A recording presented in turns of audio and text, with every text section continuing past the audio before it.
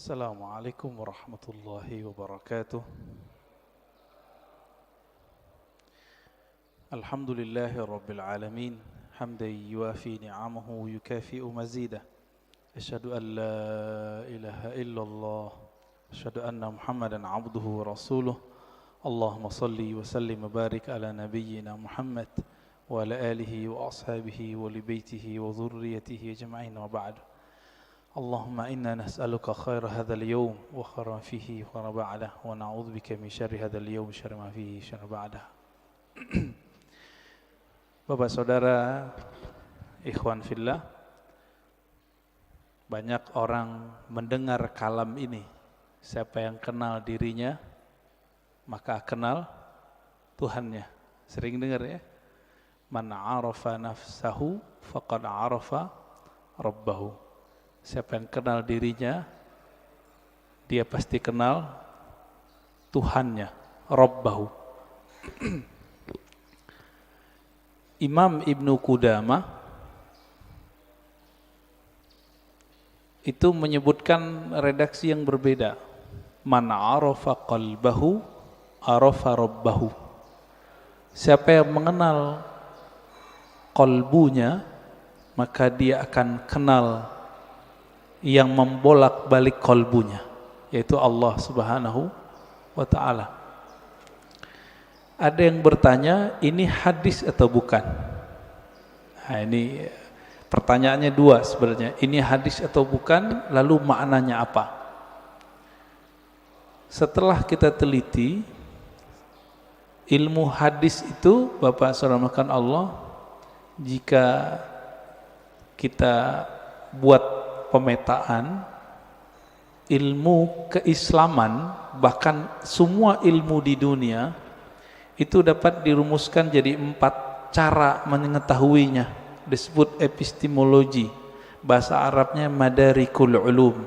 Bagaimana cara mengetahui suatu hal? Yang pertama lewat indera, bukti-bukti fisik. Yang kedua akal, kita pikirkan, kita tahu. Yang ketiga kita tes. Yang keempat pakai spiritual, pakai rohani. Ilmu hadis itu yang pertama. Jadi ilmu hadis dia ilmu bukti fisik, mesti didengar, mesti ada bukti fisiknya. Maka secara ilmu hadis, hadis ini tidak bersumber dari Rasulullah sallallahu alaihi wasallam. Dari siapa ketemunya? Ternyata ketemu perkataan seorang ulama salaf namanya Yahya ibn Mu'az ar-Razi. Yahya bin Mu'az ar-Razi. Yahya bin Mu'az ar-Razi ini ulama ahli qalbu di zamannya. Beliau wali besar. Kalam-kalamnya itu bukan lagi kalam kayak kita. Dia jika berkalam, kalamnya itu hampir mirip dengan kalamnya Nabi sallallahu alaihi wasallam. Sehingga dikira ketika dia berkalam begitu, itu kalamnya Rasulullah sallallahu alaihi wasallam. Itu secara apa? Ilmu hadis. Siapa yang mengatakan itu? Imam Nawawi. Lalu diikuti oleh Imam Suyuti dan imam-imam yang lain. Jadi secara ilmu hadis gak ketemu di Sahih Bukhari, gak ketemu di Sahih Muslim, gak ketemu di Sunan Abu Dawud, Tirmizi, Nasai, gak ketemu. Ketemunya di perkataan-perkataan ulama. Nah, jadi tolong Bapak saudara makan Allah yang hobi ngaji tasawuf, harus tahu bab ini secara ilmu hadis. Ilmu hadis pendekatannya bukti fisik, disebut dengan empirik ya. Tapi ada seorang imam namanya Ibnu Arabi yang beliau menggabungkan ilmu zahir dan batin. Beliau ini ahli hadis, tapi lebih dikenal sebagai ahli qalbu. Guru hadisnya ratusan. Buktinya beliau meriwayatkan hadis-hadis langsung dengan sanadnya kepada Rasulullah sallallahu alaihi wasallam. Jadi dia sebutkan dari gurunya sampai kepada Nabi Muhammad sallallahu alaihi wasallam. Ibnu Arabi ini dia bermimpi bertemu Rasulullah. Di dalam hadis yang sahih dikatakan man ra'ani fil manam faqad ra'ani. Siapa yang bertemu aku dalam mimpi, dia betul-betul bertemu aku. Fa inna syaitana la yatamatsalu bi. Karena syaitan tidak dapat menyerupai aku. Ibnu Arabi mengatakan ciri-ciri wali Allah itu kalau dia mimpi, dia sadar dia lagi mimpi. Ibnu Arabi mimpi ketemu Rasulullah dan dia sadar ini pasti mimpi karena Rasulullah sudah wafat. Lalu apa yang beliau lakukan? Beliau bingung dengan hadis yang tadi. Secara ilmu hadis tidak ketemu sumbernya. Maka beliau katakan, wahai Rasulullah, kata ahli hadis ini enggak ada sumbernya, bukan kalam engkau. Apakah benar demikian? Dijawablah oleh Rasulullah dalam mimpinya, bukan, itu kalamku wahai Ibnu Arabi. Ketika dia bangun, maka dia malu mengatakan ini bukan hadis Nabi sallallahu alaihi wasallam. Kenapa? Minimal mimpi ini benar untuk dirinya, meskipun belum tentu benar untuk orang lain. Inilah asbabnya kenapa kalam ini kemudian menjadi ambigu. Apakah ini kalam Nabi atau kalam Yahya ibn Muaz Ar-Razi? Ya, ini secara gabungan nih. Mimpi masuk kemana? Satu tadi empirik, bukti fisik. Mimpi yang nomor 4, zauq, intuisi, qalbu, ruh. Itu mungkin nggak ini dibuktikan? Dibuktikan oleh orang yang sudah sampai ke sana. Kalau oleh ahli hadis yang tidak sampai, kemampuan rohaninya sampai ke taraf ini nggak bisa. Jadi mohon maaf Bapak, kita nggak bisa bangga juga dengan ilmu hadis. Ilmu hadis itu sendiri mirip kayak ilmu saintifik yang lain, eksak yang lain sama. Ilmu sejarah, arkeologi. Kalau sekarang apa namanya? Untuk ngecek orang meninggal itu kuku-kukunya dicek apa namanya? Ya, forensik gitu ya. Jadi bukti fisik semua. Ilmu hadis mesti berdasarkan zahir fisik.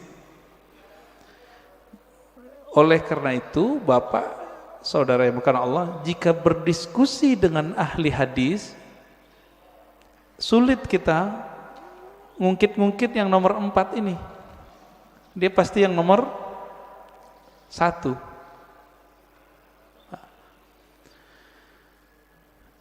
Coba lihat kalamnya. Siapa yang kenal diri, kenal Allah. Isinya benar gak? Bagus gak kalamnya? Bagus. Berarti secara ilmu hadis, tidak semua kata-kata yang bagus, kata-kata yang benar itu kalam Nabi. Secara ilmu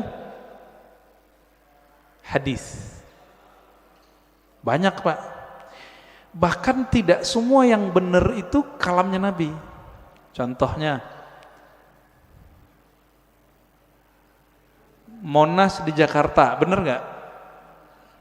Saya bilang Nabi bersabda Monas di Jakarta. Jadi palsu nggak? Jadi hadis palsu deh Pak. Maka tidak semua kata-kata yang benar, kata-kata yang baik itu pantas dikatakan bersumber dari Rasulullah sallallahu alaihi wasallam. Nah, ilmu hadis begitu Pak, agak kaku. Ilmu hadis ini dia harus dibuktikan. Saya ketemu guru saya ketemu gurunya. Ini sebagai contoh hadis yang paling sering kita dengar, innamal a'malu bin niat. Hadis ini Imam Bukhari mengambilnya dari ahli Mekah, namanya Humaidi. Gimana ketemunya? Oh, ternyata Imam Bukhari melakukan rihlah sekaligus haji. Bertemulah dengan Imam Al-Humaidi, murid dari Imam Syafi'i. Terbukti, secara ilmu hadis dikatakan muttasil, hadisnya nyambung.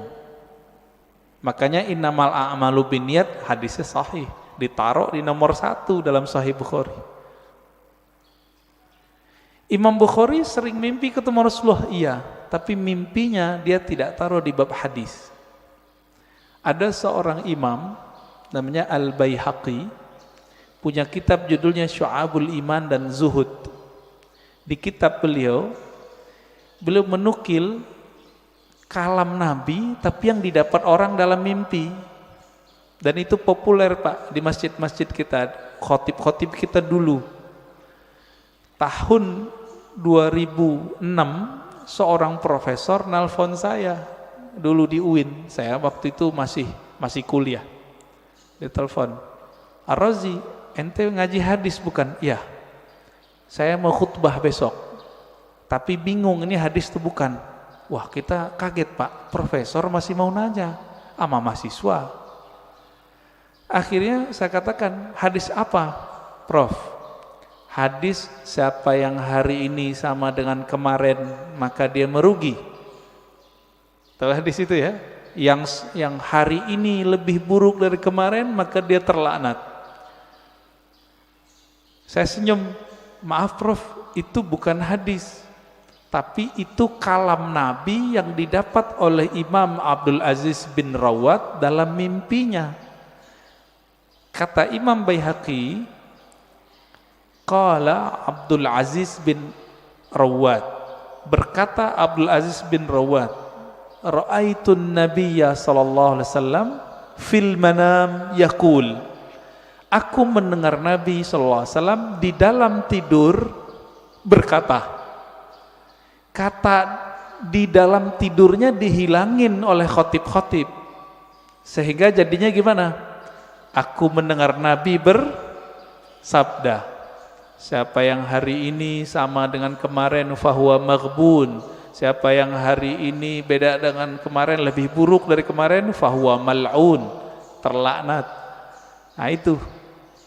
Ini disebut hadis mimpi.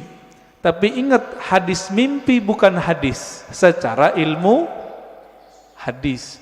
Tapi kalau versi yang keempat itu hadis Pak. Maka versi keempat hadis Nabi gak berhenti. Sampai sekarang berlanjut. Menurut versi yang keempat. Dari mana buktinya? Buktinya Nabi sendiri mengatakan, siapa yang bertemu aku dalam mimpi, dia betul-betul bertemu aku. Loh, tahu dari mana ketemu Nabi? Kalau ingin dibuktikan, buktikan secara fisik. Baca cerita Nabi, fisik Nabi, Syama'il Nabawiyah, perhatikan mimpinya, sama atau tidak. Ini mazhab ahli hadis. Ahli hadis mensyaratkan jika mimpi ketemu Nabi, mesti karakter yang kita lihat sama seperti yang di hadis. Contohnya, Nabi suka pakai baju hijau, pakai serban, terus pakai tutup, ya, ada yang mirip Sayyid Muhammad Alawi Al-Maliki.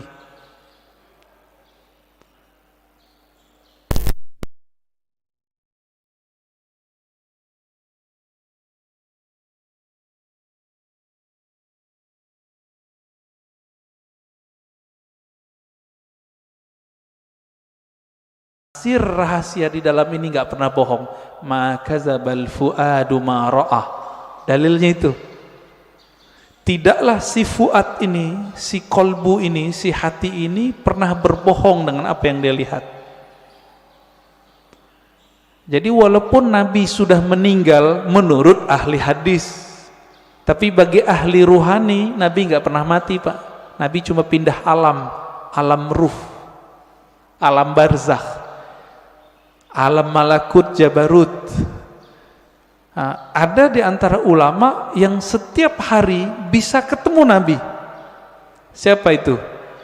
gurunya Imam Syafi'i, namanya Imam Malik.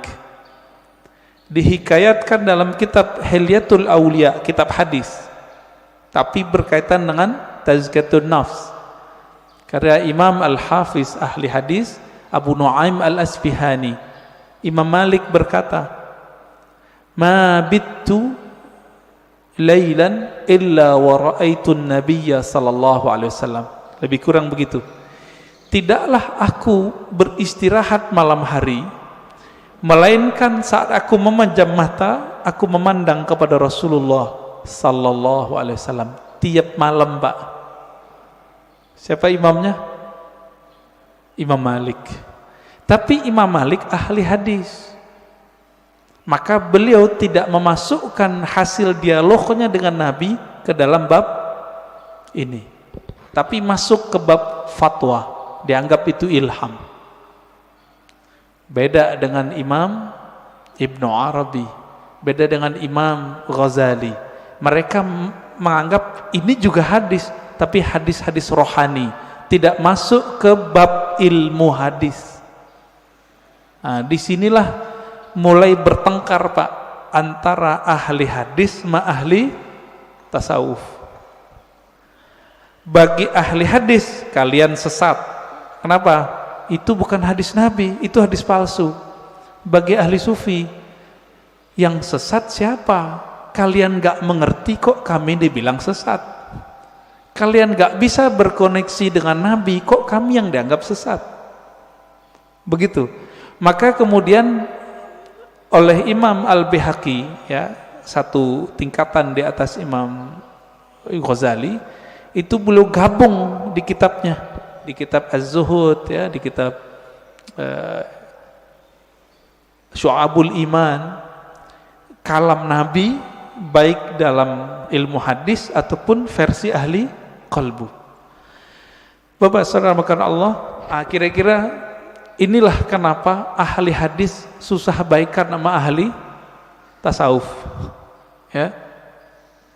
Maka muncullah di generasi berikut ahli hadis yang mereka penasaran dengan ilmu tasawuf, sebaliknya ahli tasawuf yang penasaran dengan ilmu hadis. Nah, maka di zaman setelahnya muncul sufi muhaddis, muhaddis sufi, muncul begitu. Nah, ini terlihat dari imam siapa? Imam As-Subki. Dia ahli hadis juga murid Ibnu Athaillah Sakandari, pengarang Hikam. Ini kitab kecil yang saya bawa, Ibnu Qayyim, dia ahli hadis, belajar tasawuf. Muncullah kitab-kitab tasawufnya banyak sekali. Madarijus Salikin, Al-Wabilus Sayyib, Iddatus Sabr, Raudatul Muhibbin. Banyak sekali kitab tasawufnya. Puncaknya nanti ada pada Imam Murtada Zabidi, ahli hadis juga ahli sufi. Terlepas dari itu, Bapak sarmakan Allah, perbedaan itu sampai sekarang masih ada, ya. Makanya sekarang istilah ahli hadis ini diambil oleh sekelompok orang dan menamakan dirinya kelompok sunnah. Boleh enggak? Ya boleh-boleh aja, tinggal bukti aja sanadnya, ya. Punya sanad enggak kepada Rasulullah sallallahu alaihi wasallam? Karena ilmu hadis ilmu sanad, enggak punya sanad kazzab, maka dia pembohong. Lalu benarkah kalam man arafa nafsahu faqad arafa rabbahu? Kita sudah katakan tadi, itu benar. Terlepas dari ini kalam Nabi atau bukan, kalam ini sudah menjadi kaidah dalam ilmu tazkiyatun nafs, ilmu tasawuf, ilmu kerohanian. Lalu apa maknanya? Siapa yang kenal dirinya, maka dia kenal Tuhannya. Antum nih teman-teman, namanya misalnya Abdullah, dikasih bapaknya Abdullah. Mengenal diri itu mengenal tubuh si Abdullah atau kenal yang mana? Sekedar mengenal jasad? Tentu tidak. Lalu kenal apa ini? Kenal yang mana ini? Bukan yang jasad ini. Kan banyak juga Pak, anak-anak udah 7 hari nggak punya nama. Bapaknya datang ke kita, Tat, kasih nama dong anak saya. Berarti nama jasad ini itu bisa dibuat, bisa dirubah Pak. Sebelum kita masuk ke tubuh ini, kita punya nama. Benar nggak punya nama? Kita lahir di dunia, yang ngasih nama siapa? Orang tua, guru. Sebelum kita masuk ke dunia ini, kita di alam ruh. Allah mengatakan, alastu birabbikum, bukankah aku Rabbmu? Allah memanggil kum, kamu. Berarti kita ada nama Pak. Cuma nama ini disimpan di dalam dada Rasulullah Sallallahu Alaihi Wasallam. Kita nggak tahu. Ditanyalah oleh orang Bani Israel, orang ahli kitab, ya Muhammad, apa itu ruh? Turunlah ayat yas'alunaka 'anir ruh. Mereka bertanya kepadamu mengenai ruh. Katakanlah ruh itu urusan Allah.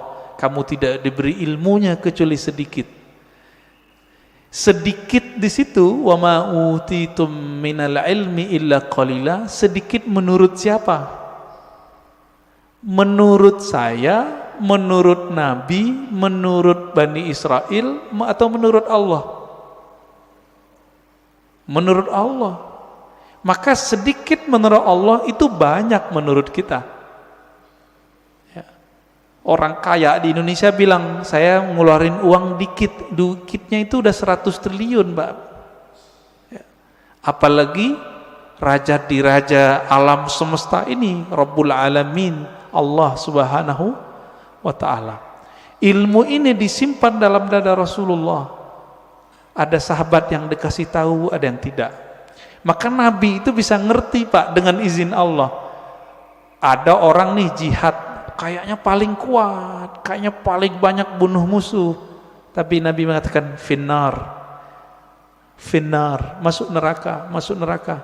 Kenapa? Nabi tahu namanya sudah ada di neraka, nggak dihapus dari neraka. Ternyata benar, orang ini beramal cuma dengan fisiknya, ruhnya tidak beramal. Ruhnya gak beramal Pak. Jadi ketika disebut siapa yang kenal dirinya, maka kenal Tuhannya. Diri yang fisik, yang mengenal diri fisiknya, dia baru mengenal perbuatan Allah. Disebut ma'rifatul af'al, mengenal perbuatan Allah. Ajaib gak kelahiran manusia? Penciptaan manusia ajaib gak? Ajaib Pak. Kok bisa-bisanya ada makhluk hidup di perut seorang perempuan? Itu ajaib itu. Saya mau tanya nih yang udah nikah, yang punya anak, itu antum yang menciptakan anak? Atau cuma sebab doang? Ya, bikin doang ya. Tapi kita nggak yang gedein, yang mengembangkan biar kasih tulang, enggak. Ya, coba tanya sama yang udah pernah hamil. Ibu-ibu yang udah hamil tanya, ajaib itu. Maka mengenal diri yang fisik mengantarkan kepada ma'rifatullah level 1. Apa itu? Ma'rifatul af'al, ma'rifatu af'alillah, mengetahui perbuatannya Allah Subhanahu wa Ta'ala. Itulah yang dibahas dalam surah Al-Mu'minun itu, ya. Ayat 11 ya. Begitu juga di surat Ar-Rum ya, sebelum ayat tentang pernikahan itu kan tentang penciptaan kita semua. Dari nggak ada jadi ada, dari tanah kok bisa jadi hidup, kok tiba-tiba bisa melawan kepada Allah. Itu dia. Namanya ma'rifatu fi'lillah. Jadi kalau ada ahli biologi, ahli ilmu-ilmu eksak tidak mengenal Allah lewat ini, lewat dia, berarti dia tersesat, nggak mengenal Allah. Itu satu. Diri yang fisik, Nah, kita punya diri yang disebut dengan nafs tadi. Jadi nafs itu sendiri artinya ada nafs fisik, ada nafs jiwa. Orang kita nyebutnya sukma, perasaan. Nah, itu masuk di situ. Yang bilang saya emosi, nah itu dia. Saya jatuh cinta, ada itu.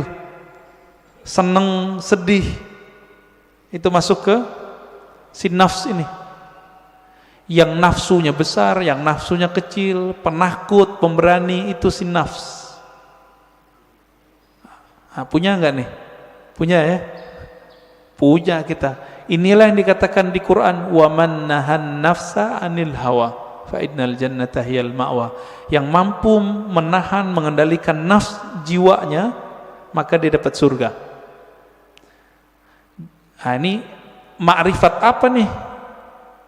Ini masih sama, ma'rifatu fi'lillah, perbuatan Allah, cuma perbuatannya yang tidak tampak secara fisik. Jadi perbuatan Allah ini kan ada yang tampak secara fisik, ada yang tidak tampak. Ini masih sama. Ilmu untuk memahami ini disebutlah ilmu tazkiyatun nafs. Jadi tazkiyatun nafs itu baru cabang dikit dari tasawuf. Karena orang alergi dengan ilmu tasawuf, nggak mau mereka nyebut istilah tasawuf. Takut ditinggal jamaah. Kalau ustadz udah takut sama jamaahnya, terus jamaah takut sama siapa dong? Ya. Kalau si ustadz udah bergantung kolbunya kepada jamaah, lalu jamaah menggantung kolbunya sama siapa? Jadi kalau ada di antara antum yang ustadz, dai, jangan dai ngikutin murid, jangan guru ngikutin selera murid, murid yang ngikutin guru. Gitu seharusnya. Kalau enggak, itulah yang Nabi lakukan. Nabi enggak diikuti oleh ahlu Mekah, maka beliau berhijrah. Hijrah beliau. Menjaga idealisme seorang guru. Nah, ini perlu, Pak. Itu diperlukan ma'rifat yang ketiga, mengenal diri yang qalbiyah, diri kolbu. Yang mengenal diri kolbu, nah, kolbu kita, nah, di kolbu ini kalau nafsnya rusak, dia ngefek ke kolbu. Nafsnya nih punya karakter bengis, kolbunya hitam. Nafsnya suka bangkang, kolbunya hitam, meradang dia, Pak. Kalau kita meradang mulut, sariawan bisa menikmati makanan enggak? Enggak bisa. Makanannya kolbu adalah zikrullah, baca Quran, sholawat. Kalau sudah meradang itu kolbu, dibawa sholat enggak enak. Dibaca Quran pun kita mikir, enaknya apa ya baca Quran? Kalau kalbunya lagi rusak, rasain aja Pak sendiri. Zikir, katanya zikir menenangkan jiwa, kok nggak tenang-tenang? Malah tambah bingung, malah tambah syak. Zikir itu bening, bener nggak? Zikir bening, Pak. Kalbu itu wadahnya zikir, sehingga nanti dia bisa menyantap. Wadahnya lagi kotor, bersihin dulu, diobati dulu, baru dia bisa menikmati. Masalahnya sudah bertahun-tahun nih kolbunya berkarat, bener gak? Nah, bersihinnya pakai apa, Pak? Itu yang disebut taubat nasuha. Taubat nasuha itu beda dengan misalnya nih gelas habis dipakai, airnya air putih, cukup dikasih keran bersih. Air keran, nggak usah digosok. Tapi kalau ini pakai minyak, ada minyak lengket di situ, harus digosok nggak? Nah, ini yang disebut taubat nasuha. Jadi taubat nasuha itu menggosok kolbu kita supaya bersih dengan pengakuan dosa kepada Allah. Nah, di dalam ajaran Islam nggak ada pengakuan dosa ke ustadz, nggak ada. Pendeta nggak ada, Pak, ke guru nggak ada, ngaku kepada Allah.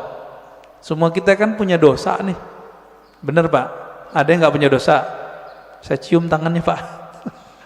Makanya kita dianjurkan cium tangan anak kecil. Makanya bapak nggak boleh marahin anak kecil atau ngusir anak kecil dari masjid. Terganggulah.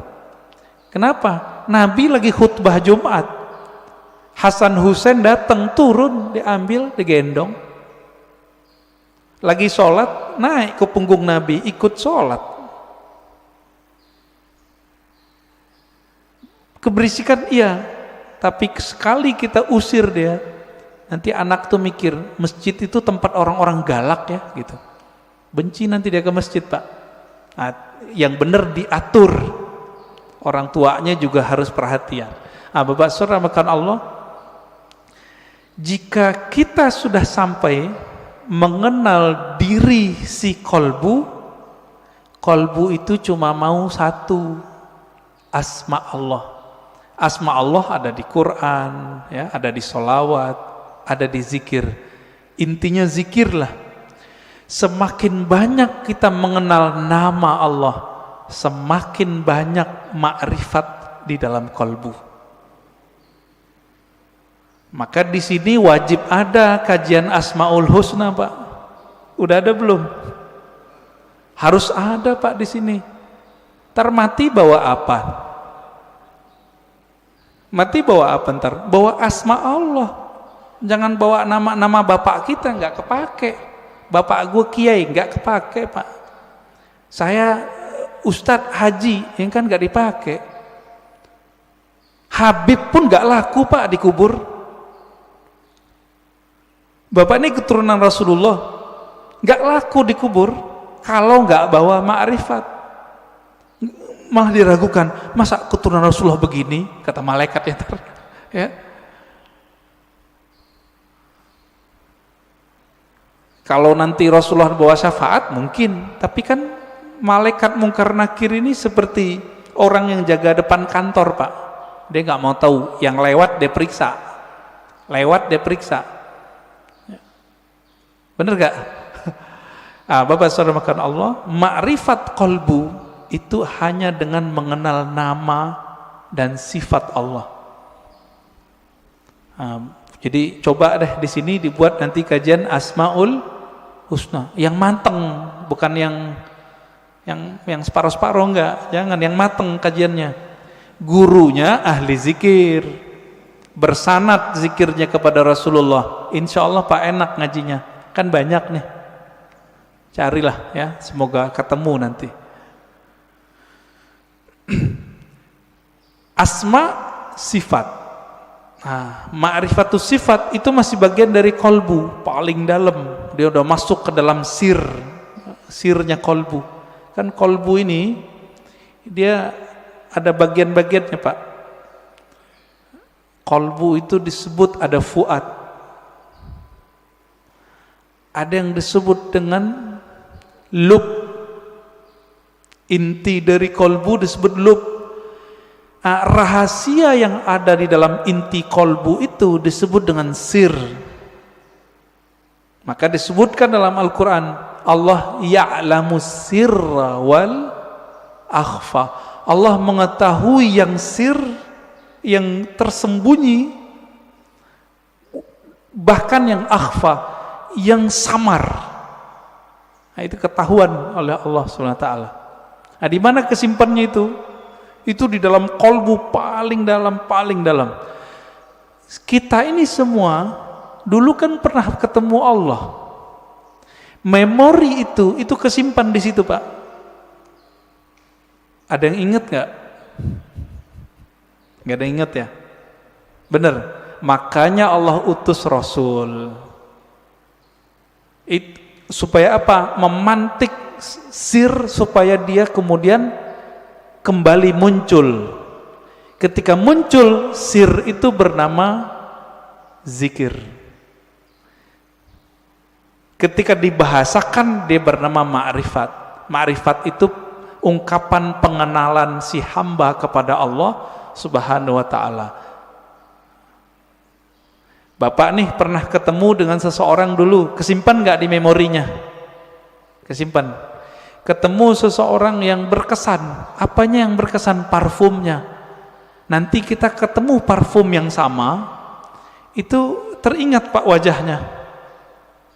Itulah sebabnya jika ada orang benar teknik berzikirnya, bersambung sanad zikirnya kepada Rasulullah sallallahu alaihi wasallam, lisannya menyebut, akalnya memaknai, kolbunya merenungi, ruhnya merasakan, nangis dia saat itu. Seperti orang pulang kampung. Pertama orang pulang kampung habis merantau, rasanya gimana? Terharu Pak. Nah, kalau Bapak Ibu ini kan pada hari raya di luar kota, lagi merantau, malam takbiran nangis, dengerin takbiran. Kenapa tuh nangis? Ingat kampung, kirain ingat Allah. Takbiran ingat Allah, nangis. Wah, itu arif billah namanya, kenal Allah dia. Takbiran nangis, ingat siapa? Kampung. Kita lupa, kita punya kampung lain, namanya kampung arwah. Lupa apa ya? Kampung arwah. Ngapain si arwah di kampung itu? Dia menatap Allah Subhanahu wa ta'ala. Dia menatap Allah Pak. Supaya dia bisa menatap Allah lebih dekat, apa yang dia lakukan? Dia mendekat kepada nur sumbernya. Itu yang disebut Nur Muhammad. Jadi dulu itulah yang dikatakan oleh Nabi, kuntu nabiyan, aku sudah jadi nabi, Adam belum dicipta, udah jadi nabi di alam ruh. Makanya roh-roh itu mendekat semua kepada Rasulullah supaya bisa tetap dekat memandang Allah Subhanahu wa ta'ala. Itu Pak maknanya. Itu kalau kita punya ruh yang bercahaya, pasti rindu ingin mengenal ilmu ini, pengen mengenal ilmu ini. Itu yang bikin orang nangis, nangisnya permanen Pak. Tangisan itu yang bisa memadamkan api neraka. Kalau tangis yang malam takbiran tadi enggak, itu mah tangis pulang kampung, mau pulang gak ada duit.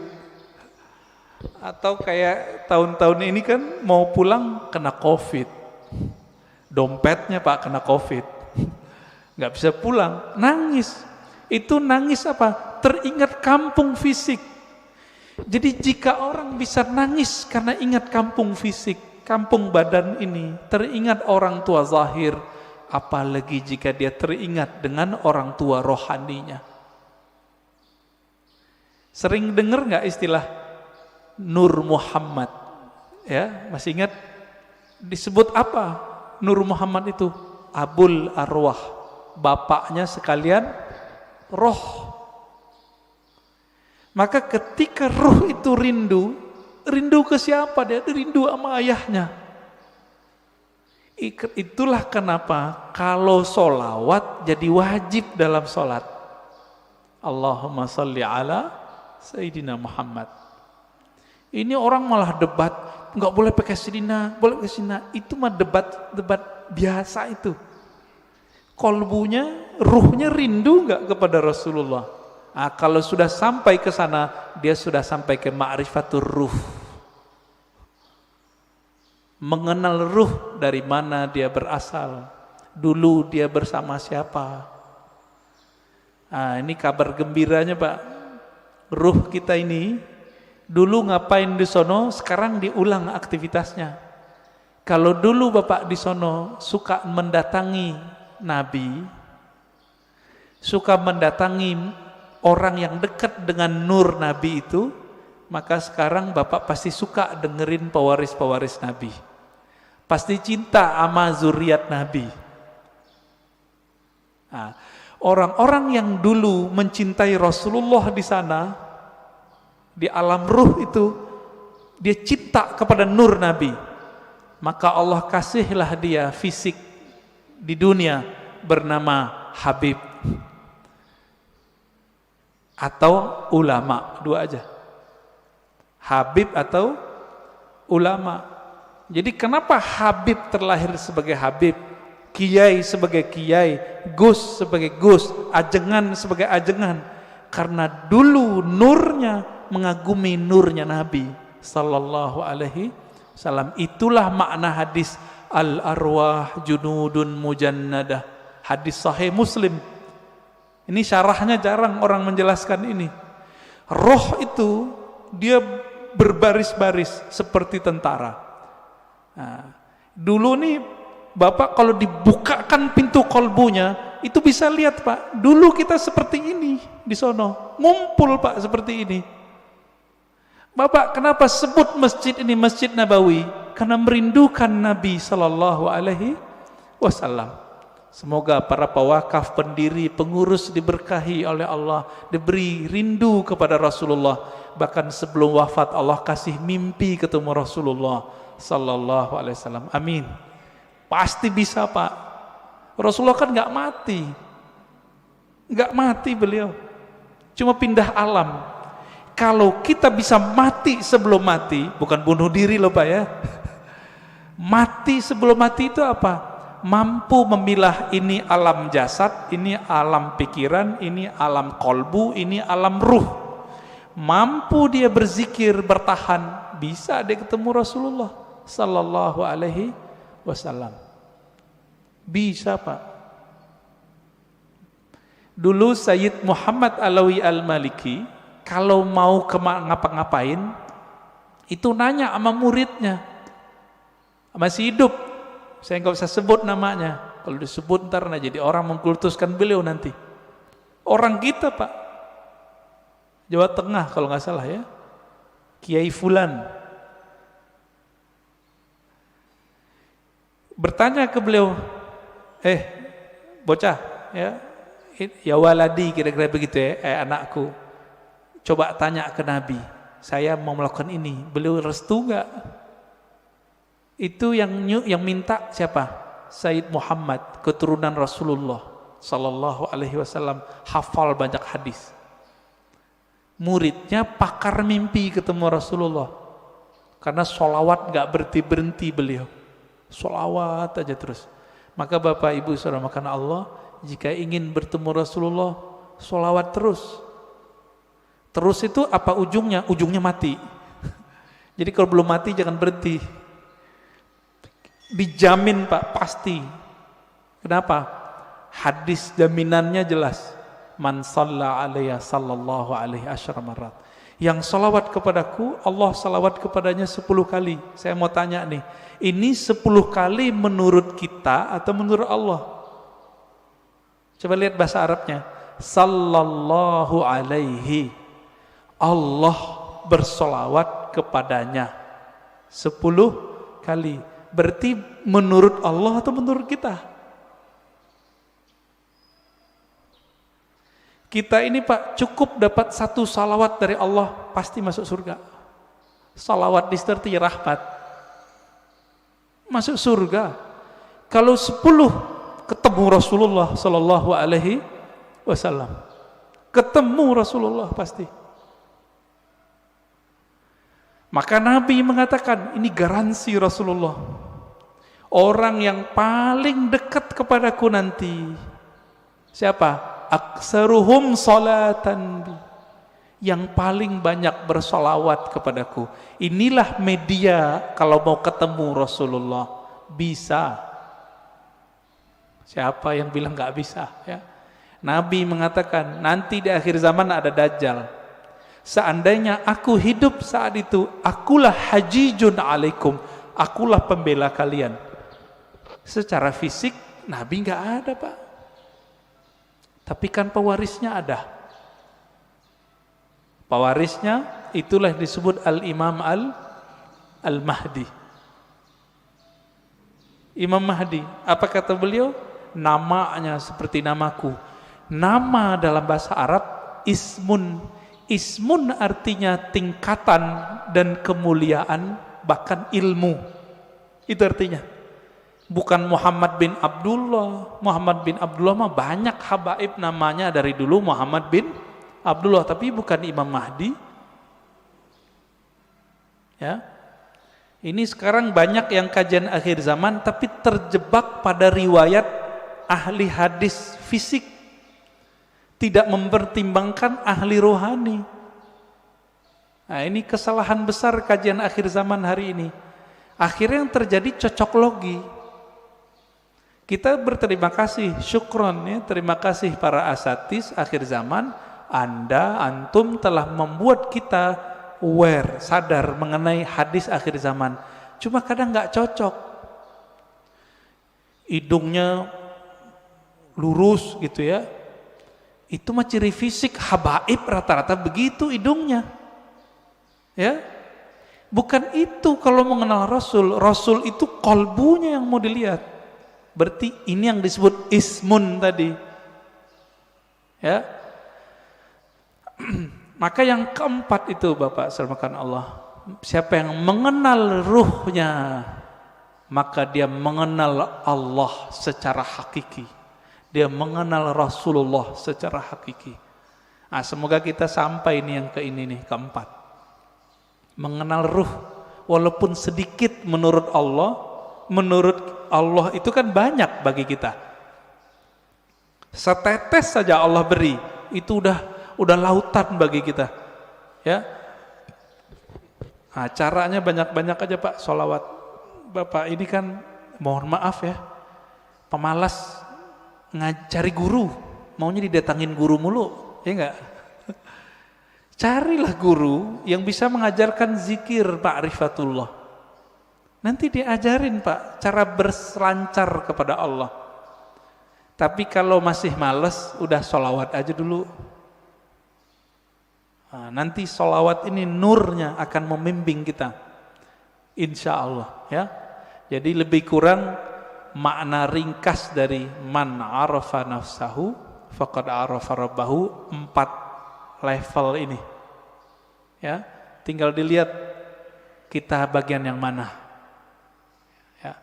Semoga kajian ini bermanfaat. Silakan kalau ada tanya jawab ya.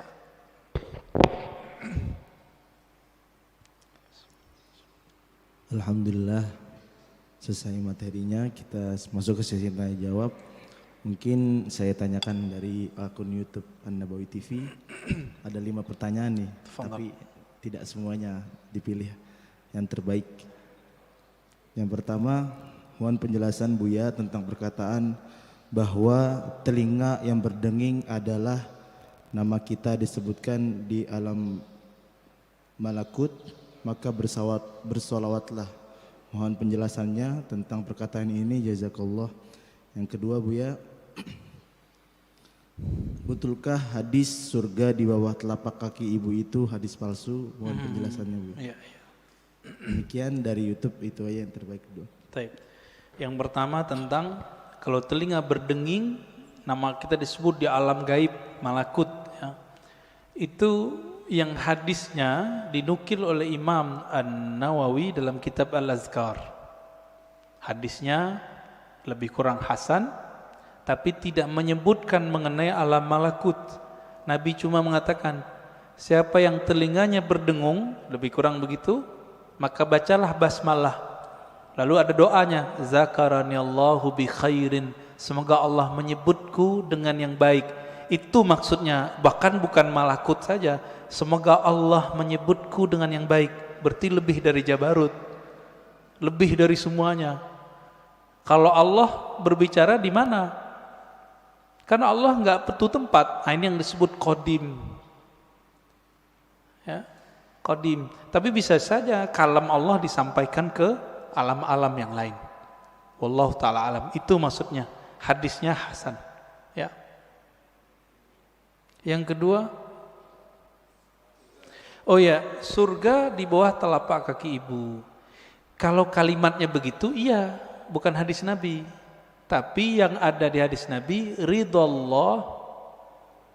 ridhonya Allah di bawah ridhonya orang tua, itu hadisnya. Ya, kemudian yang semakna dengan itu ada di hadis Imam Al-Hakim. Ada. Tapi kalimatnya bukan di bawah kaki gitu, enggak seperti itu di hadis yang ininya. Ya. Dua lagi Bu ya, boleh. Fadhal. Kalau aneh nggak tahu, aneh bilang nggak jawab ya, nggak ngerti gitu. Yang kedua, yang ketiga dan yang keempat, bagaimana cara kita mengalahkan nafsu ketika masa-masa futur. Yang kedua, Buya, untuk bab akidah, hakikat Allah dan arafa rabbahu, ulama sepakat harus memakai dalil hadis sahih untuk hujjah. Lalu bagaimana dengan hadis dari mimpi tadi bisa dihujjah akidah? Oke, bagus. Yang pertama tadi tentang cara mengalahkan nafsu. Di Quran itu kalimatnya cuma naha. Naha itu bukan mengalahkan. Naha, apa arti naha? Melarang. Jadi naha itu kita mampu melarang jiwa. Ini yang disebut mengontrol. Gimana caranya? An-nafs itu tidak bisa dizikirkan, dia cuma bisa dikontrol.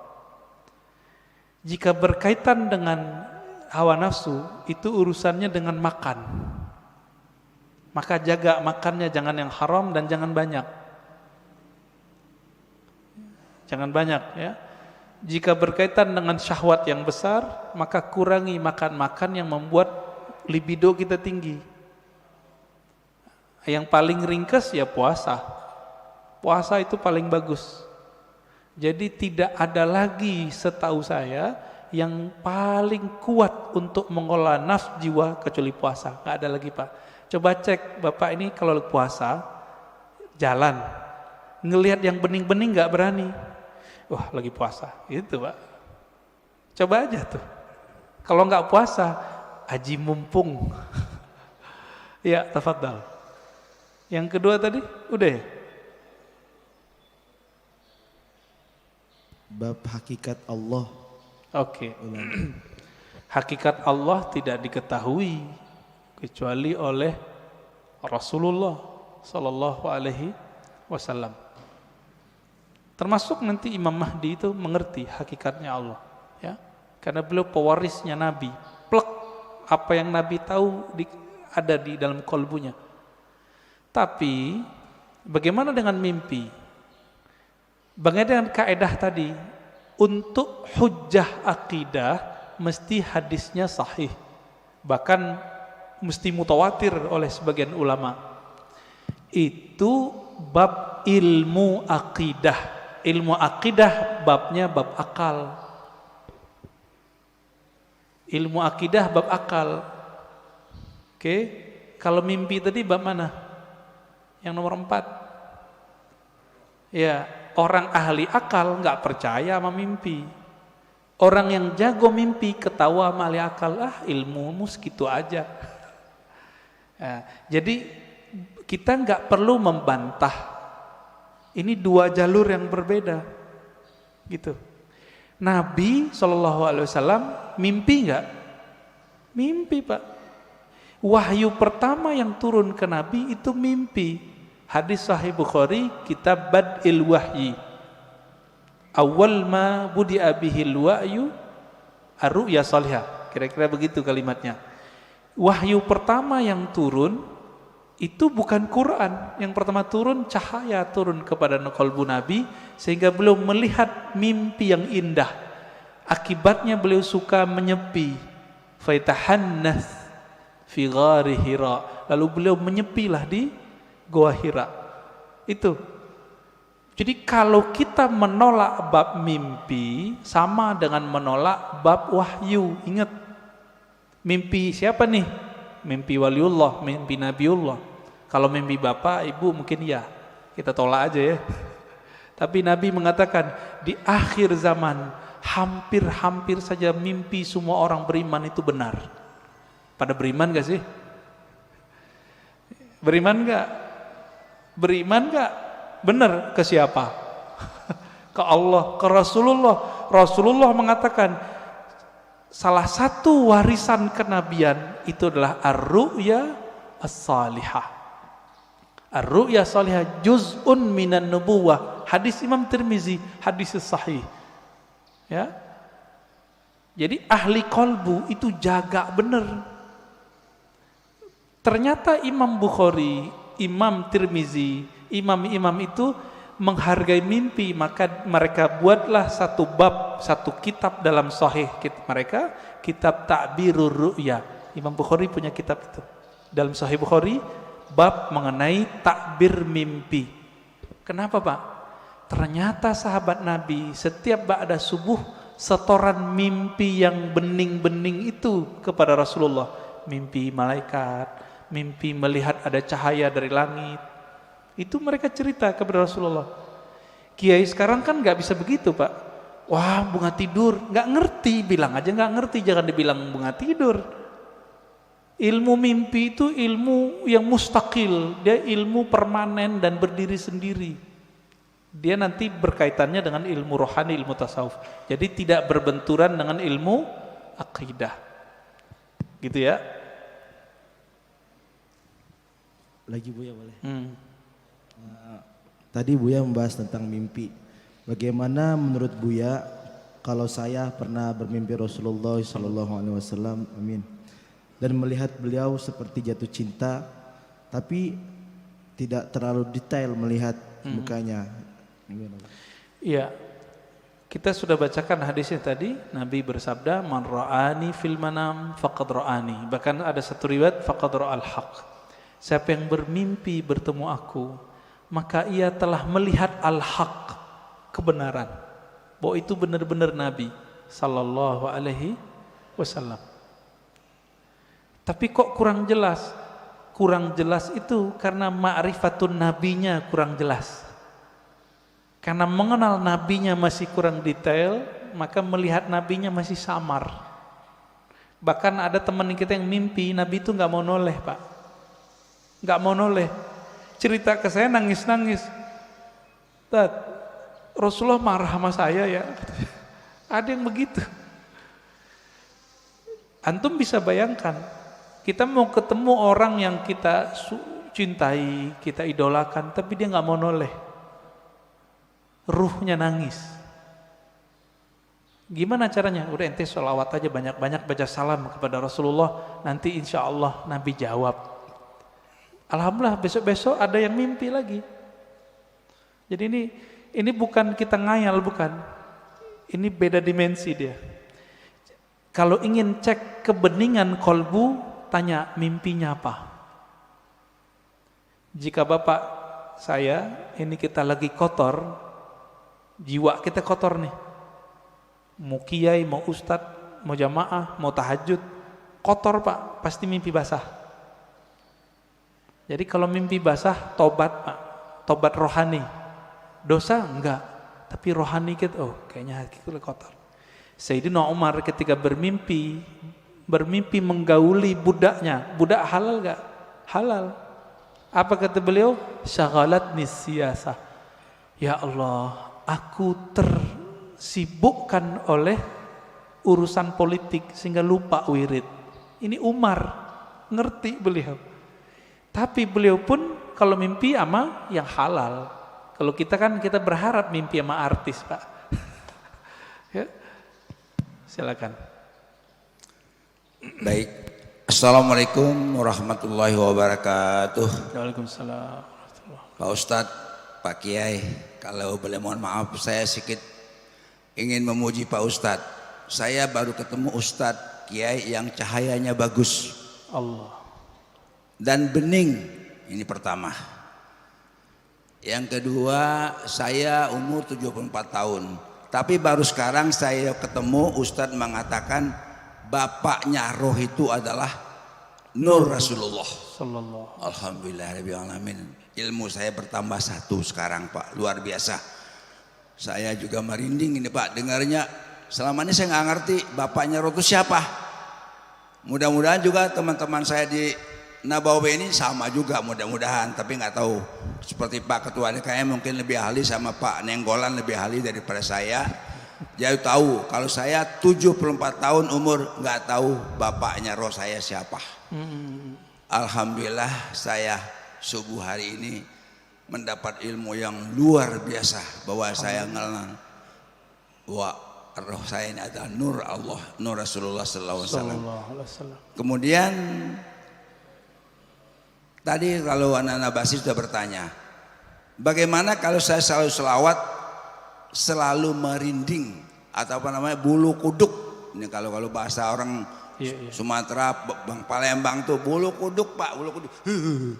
Kayak gemetar gitu loh Pak. Itu kalau saya berselawat kepada Rasulullah. Nah yang terakhir ini Pak, tadi orang ahli sodoko jariah, kaya raya, banyak duit, tapi kok masuk neraka. Bagaimana dia menyambungkan antara jasmani dan rohaninya sehingga sodokonya jadi amal ibadah pada Allah Subhanahu wa Ta'ala. Terima kasih Pak Ustadz. Mohon maaf saya terlalu memuji Pak Ustadz karena cahayanya luar biasa buat saya. Terima kasih. Cahaya lampu lebih hebat daripada itu lagi Pak. Sekian. Assalamualaikum warahmatullahi wabarakatuh. Assalamualaikum warahmatullahi wabarakatuh. Mohon maaf Pak Nanggolan. Ini cahayanya memang ada 3 Pak.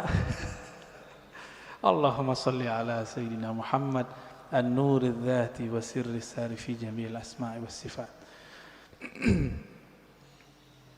Mau bilang apa kita ya? Betul Pak. Jadi bapak rohani itu istilah bahwa ruh kita itu percikan dari nur beliau sallallahu alaihi wasallam. Lalu kenapa kita merinding? Ketika bapak merinding, itu ruhnya sedang merindu. Dijawab oleh sang Rasulullah sallallahu alaihi wasallam. Kita katakan assalamu alayka ya Rasulullah. Salam atas engkau wahai bapak rohaniku Rasulullah. Dijawab oleh beliau merinding bapak. Ruh kita Pak yang yataqashairu minhu juludul ladzina yakhshawna rabbahum. Kira-kira begitu. Di Quran surat Az-Zumar ayat 24 berapa itu ya? 22, 23 ya, 23 bergetar karena Al-Qur'an. Al-Quran itu hakikatnya ada pada siapa? Khuluquhul Quran kata Aisyah.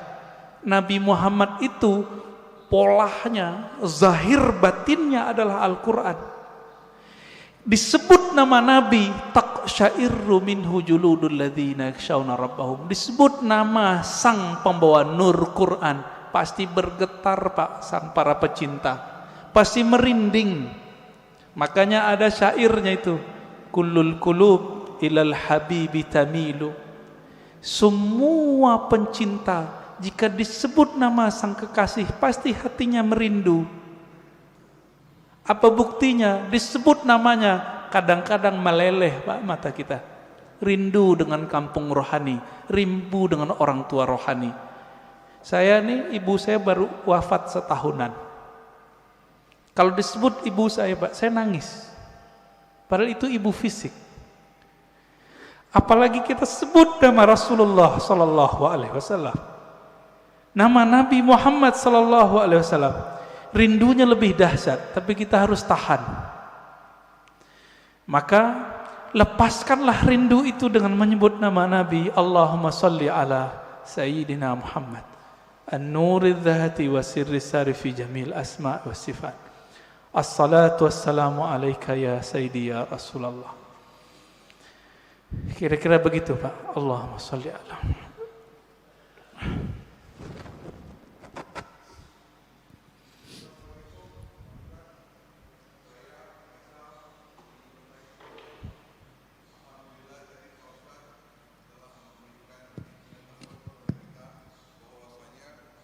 Bapak rohani kita adalah Rasulullah sallallahu alaihi wasallam. Pada saat pembukaan Pak Ustadz juga mengatakan bahwa nama yang kita pakai sekarang ini adalah nama jasad yang diberikan oleh orang tua kita, guru kita, ataupun tetua kita, kakek, nenek misalnya. Sekarang saya mau tanya, siapa nama rohani kita Pak Ustadz? Yang dimana binnya adalah bin Muhammad Rasulullah SAW. Demikian. Assalamualaikum warahmatullahi wabarakatuh. Assalamualaikum. Yang tahu nama kita, orang tua kita bukan? Yang ngasih nama kita siapa Pak? Orang tua kita. Maka yang tahu nama ruhani Bapak itu bukan saya, tapi siapa yang tahu? Bapak Ruh. Tapi Bapak Ruh itu punya pewaris, bukan ulama yang bisa baca kitab ini. Ulama yang mewarisi kolbunya Nabi, plok semuanya dia warisi. Itulah nanti namanya Al-Imam Al-Mahdi. Kalau umur Bapak panjang bisa.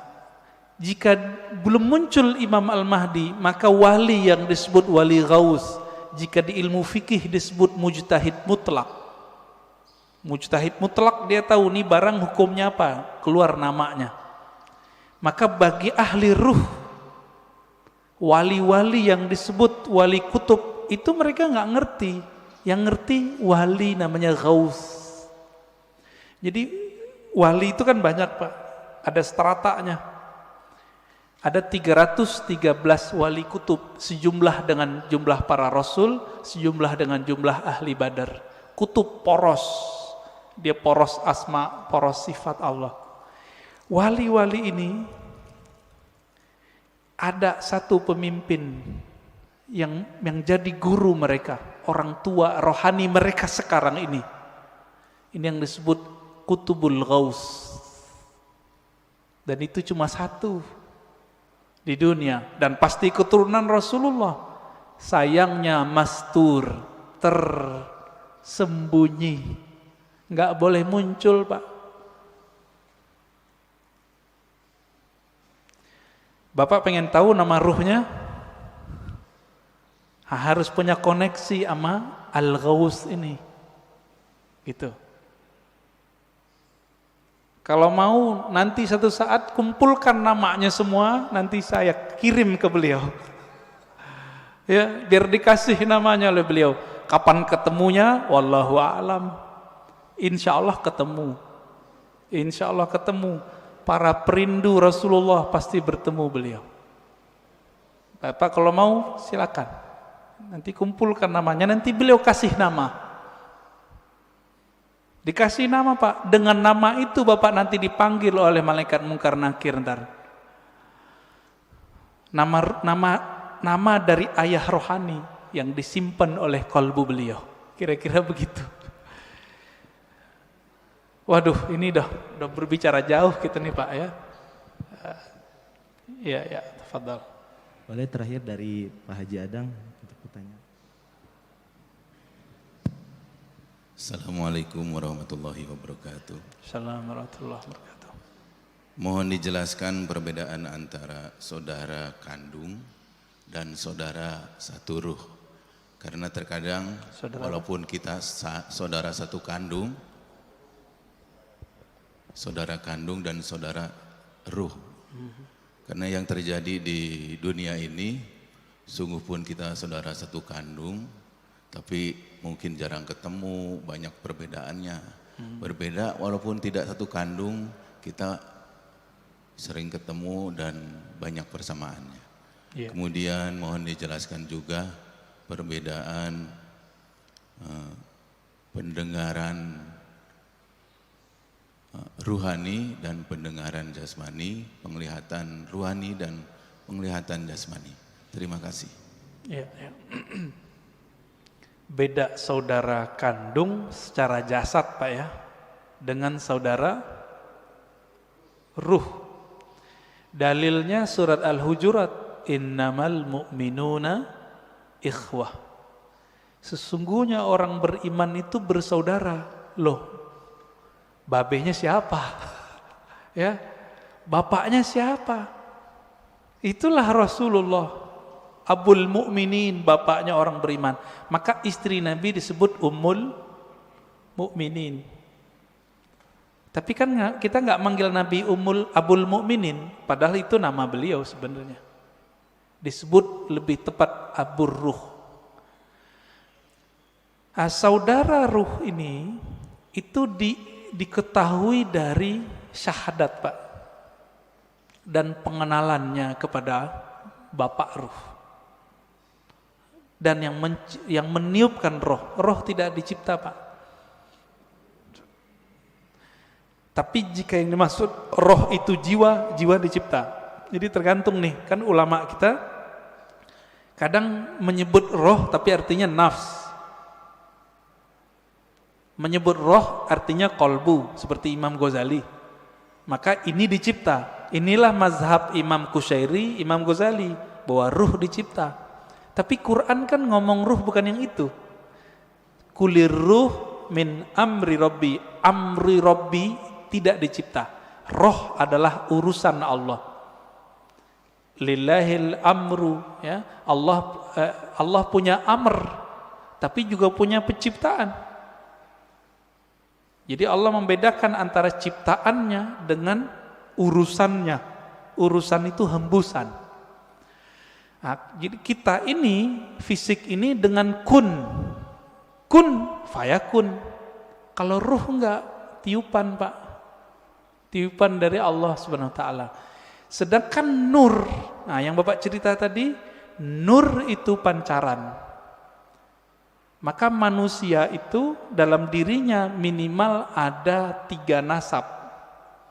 Ada nasab jasad, ada nasab nur, ada nasab ruh. Kalau nasab jasad, banyak yang tahu. Ini Habib Mahdi As-Sagaf yang wali di Parung, almarhum, udah meninggal ya, pesantren Nurul Iman. Itu dia berangkat ke Masjidil Haram, duduk di pintu apa gitu ya, tiba-tiba ada orang nyapa, kamu si anu ya, bin sampai ke Rasulullah. Itu nama jasad, silsilah jasad, bisa diketahui oleh banyak wali. Banyak wali bisa tahu Pak. Tapi kalau nasab nur, nasab ruh, cuma Nabi yang tahu. Karena kolbu Nabi diwariskan nanti isi ilmunya ke Imam Al-Mahdi, maka beliau tahu Pak nanti. Tapi nantinya udah gak lama loh Pak ya. Jangan dikira 100 tahun lagi. Enggak. Ini COVID ini sudah penanda kalau ini sudah dekat.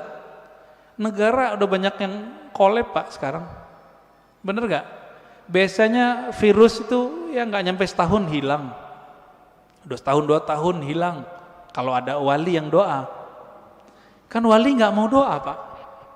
Jadi wali-wali gak berani doa, ya Allah angkatlah virus, gak berani. Su'ul adab. Allahnya berkehendak ada virus, kita mau virusnya diangkat. Sopan gak? Maka mereka sekarang cuma ridho dengan apa yang ada. Itu wali. Jadi mohon maaf, kalau bapak-bapak ini ngotot, ya Allah angkatlah virus, jangan maksa Allah dong ya. Kalau kita mengerti kehendak Allah, Allah belum berkehendak virus ini berangkat. Apa yang kita katakan? Ya Allah berikan aku kesabaran, ridhoi kami. Jika umur kami panjang, panjangkan dalam keselamatan. Jika Engkau ambil dalam syahid. Semoga yang meninggal dalam virus ini dianggap syahid. Amin, amin ya. Khalas Ustaz.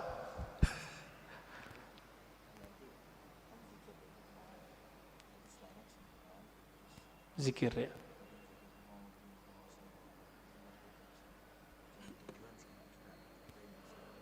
Ini langsung aja ya. Ya, oke. Baik. Bapak Ibu Saudara ikhwan akhwat fillah, kita simpulkan kajian kita pada pagi ini bahwa hadis man arafa nafsahu faqad araf rabbahu bukanlah hadis Nabi secara ilmu hadis, tapi secara rohani, ahli rohani menganggapnya dari Nabi. Nah ini tidak perlu dipertentangkan. Kenapa? Ilmunya beda. Ilmu hadis berdasarkan sumber empirik, ilmu ahli rohani berdasarkan pencapaian rohani. Dua ilmu ini tidak bertentangan, dia cuma beda jalan. Ya, karena dia beda jalan tidak disebut kontradiksi, karena tidak apple to apple. Ya, yang kontradiksi itu ada 2 ahli hadis bilang kata ahli hadis ini sahih, satu ahli hadis mengatakan palsu, baru disebut kontradiksi. Jadi itu tidak perlu dipertentangkan. Dan yang kedua, maknanya sangat dalam, bahwa itulah inti dari ilmunya ahli ma'rifat. Saya pengen mengenal diri yang mana, hakikat yang mana, dan. Nah, itulah yang banyak.